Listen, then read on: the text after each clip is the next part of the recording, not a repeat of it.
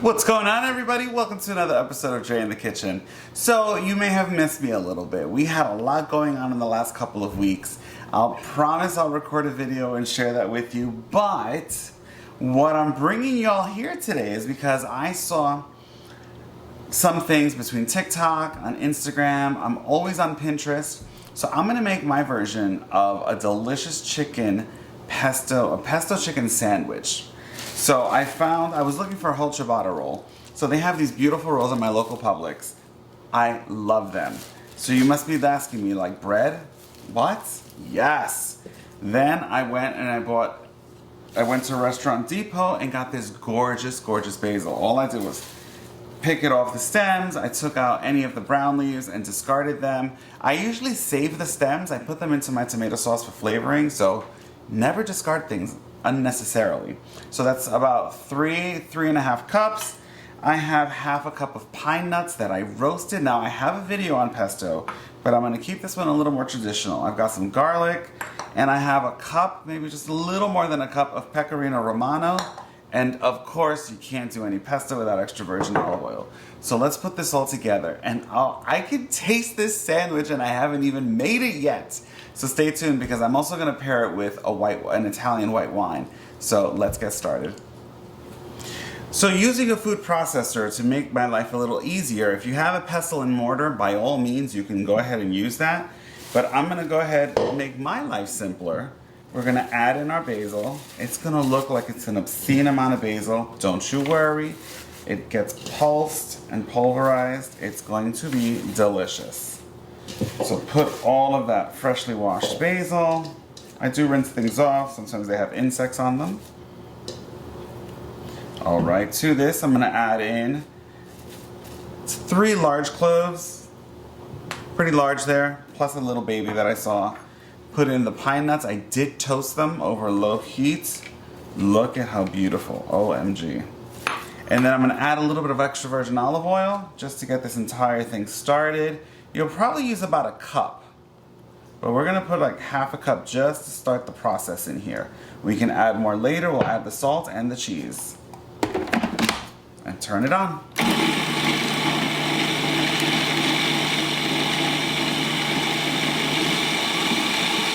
I'm gonna stop here for a moment so you can see. Obviously it's gonna need a little more hydration in there. So we're gonna add a little bit more extra virgin olive oil.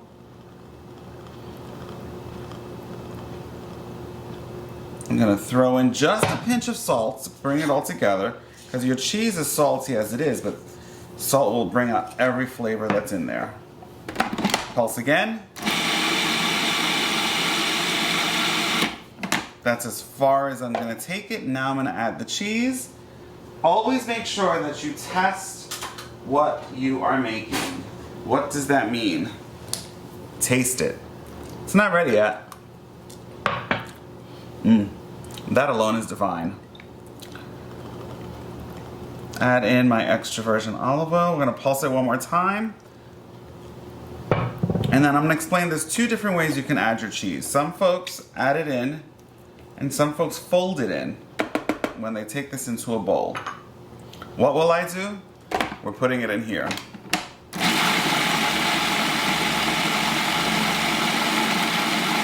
Let's add our cheese now. This is 1 cup, plus maybe a little more for good measure. Pecorino Romano. I wish you guys could smell this. Little extra virgin olive oil. That's about an equivalent of almost a cup.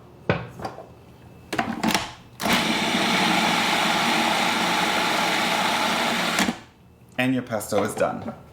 It is that simple. Taste.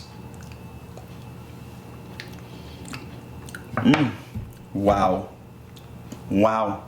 That is heavenly. Now, let's get the chicken. I'll take this out of here, put it to the side. Let's cook our chicken and let's get to our sandwich making. So onto the chicken portion. I had 2 large chicken breasts. I went ahead and just sliced them down the middle. You can also put this between two pieces of parchment paper and you can flatten them down if you don't want to slice it. But the whole goal of this is that you want them to be thin enough that they're going to cook rather quickly. So to this is a Tuscan salt. Now I ordered this salt from Giada de Laurentiis. I'm obsessed with it because it has all these different herbs and it's absolutely delicious. The one key thing I learned about using this, I have clean hands, I just washed them, is that you can't use too much of it because then it becomes too salty. This is made with sea salt. I think it's got some oregano, some rosemary. I think a little marjoram is in here. We have a little chervil, I think. It's absolutely delicious. And yes, I ordered it. Where did I get it? Giadsi.com. I'm obsessed with Giada de Laurentiis. Love her. Sprinkle a little black pepper. We can add a little more. I just freshly ground this in my spice grinder. I use pepper in just about everything. If you have a pepper mill, go right ahead. So onto our induction cooktop. This is gonna cook very, very quickly. We'll season the other side once it's in the pan. Of course, I have a non-stick. I have a clean dish, so I can take the chicken out once it's done. Metal tongs. I'm not a huge fan of the plastic ones. They tend to melt sometimes. In goes the extra virgin olive oil. This heats up very, very quickly. About a tablespoon of extra virgin olive oil.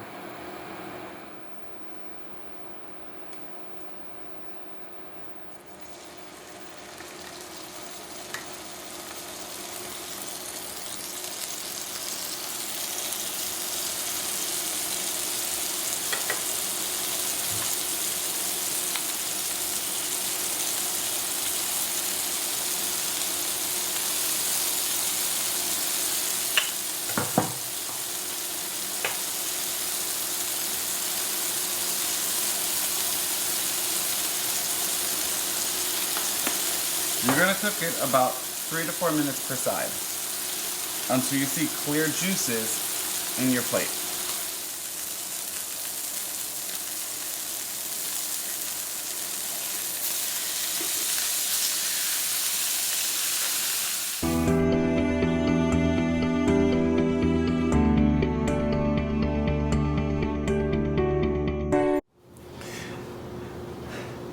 So chicken is now done.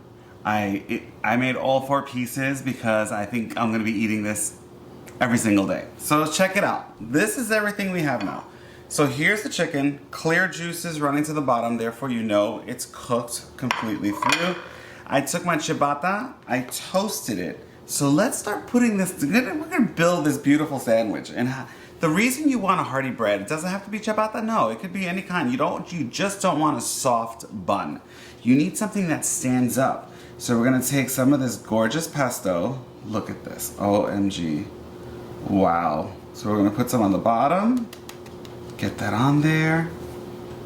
Doesn't that look amazing? Oh my goodness.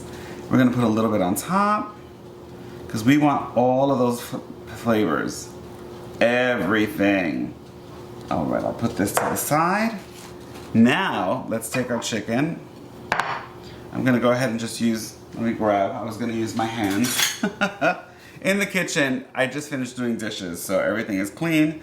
I'm just gonna put one breast on here. If I had a longer ciabatta, I'd put both on there. You can pile this up, you can do whatever you like. Now comes the fun part, where we have mozzarella. This is fresh mozzarella. So I'm gonna put 2 pieces on there. Hang on as I wipe my hands. To this, I'm gonna add just a little bit of flake salt, just a little bit, to bring out the flavors of the cheese. Now we have baby arugula, which I love arugula. The pepperiness and spiciness of arugula. So we're gonna take a couple of leaves here on the side. What I like to do with the arugula is I like to take some of the large basil leaves and mix it with the arugula, and we're gonna put that on top so that you don't only get the sweetness of the basil, but you get that gorgeous pepperiness. Maybe just a few more pieces of arugula. There we go. I'm gonna place that on top, smush it down a little bit. Now in Beacon, New York, there is this beautiful and incredible store called Scarborough Fair. And they have gorgeous different olive oils and balsamic vinegars. I don't think it needs it. But for my personal preference, I'm gonna add the Fig Reserve just a little bit. A little bit will go a very long way. And it's a beautiful glaze. That is it. I could just taste it. A little bit of cracked black pepper on top. Just a little bit. And now let's squish this sandwich together. Just look, let's move all of this out of the way. All of this out of the way. OMG. Look at that sandwich. Just take a look at that. Now I'm gonna go ahead and slice this in half.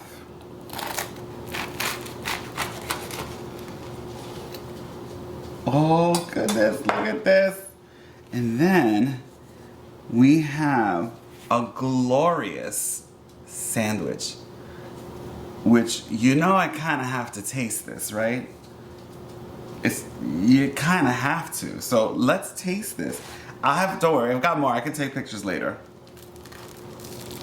Mmm. Mmm. Mmm.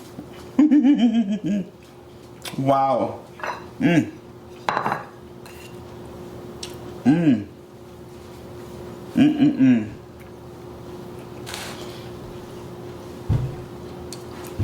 Mmm. Mmm. There are no words. The pesto, you have the tang, the sweetness of the chicken, the mozzarella is just that creaminess that gives you. The balsamic is this little touch of sweetness that when you get a little taste of it, you're like, wow, what was that? So this, everyone, is pesto chicken sandwich. Now you can do a variety of different things with pesto. This just happens to be one way. Now Ivan is gluten-free, so for him, I'll use the pesto and make it with gluten-free pasta. Now if you want a creamy pesto, you can just add this pesto to some cream, combine it with your favorite pasta. You can there's always pancetta in this house, so we can have pancetta, and just go to your heart's content. So this is absolutely divine. It is perfect for the spring and summer. And you can use grilled chicken, you can use pork. You know, Sasha's hungry, she smells all the aromas. You can use a variety of different meats. It doesn't have to just be chicken. Chicken to me is just the easiest to do. But a nice pork tenderloin and smother it with the pesto, you can also put that on a bun. Like, just go with your imagination, have fun. I'm pairing this with a delicious radicchio. I'm probably saying it wrong. Let me see if you guys can see that. I'll post it in the comments, in the notes section. But this is a beautiful Italian wine. This wine, look at the gorgeous golden color. If you can see that, it stands up to a lot of different dishes, a lot of spice. Not spicy heat, but spice. Moroccan food, Ethiopian food. This to me is a wine I would drink with Thai food, which I love. But the reason I'm pairing it with this is just because spiciness, not spicy, but the strong flavor of the Pecorino Romano with the basil and the pine nuts, I think it just pairs beautifully. So, from my kitchen to yours, I hope y'all make this. This is divine. When you do make it, come back into the comments, let me know what you think. I'm gonna eat this right now, I'm not gonna lie to you. And then I will come back and take pictures because I have more chicken breast to do. So thanks for watching. Make sure you comment, like, share, and subscribe to our channel. And stay tuned, we've got so many beautiful things coming. Over the course of the last couple of weeks, I've written down a whole bunch of recipes that I'm gonna be recording. I'm pretty much batch recording, just so I can make sure I give you guys 1 to 2 videos a week. So I love you, thank you for following me, and I'll see you on the very next episode of Dre in the Kitchen. Bye!